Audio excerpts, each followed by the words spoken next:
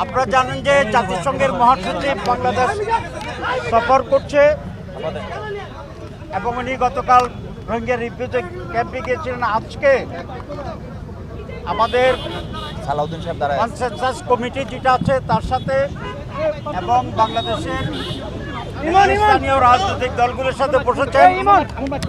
সেখানে আমরা সংস্কারের ব্যাপারে কথা বলেছি, একটা ফেয়ার নির্বাচনের ব্যাপারে আমরা কথা বলেছি, টেকসই গণতন্ত্রের ব্যাপারে আমরা কথা বলেছি এবং জাতীয় ঐক্যের ব্যাপারে আমরা কথা বলেছি।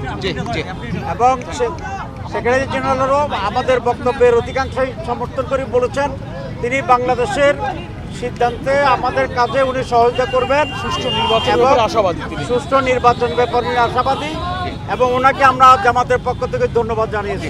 ধন্যবাদ।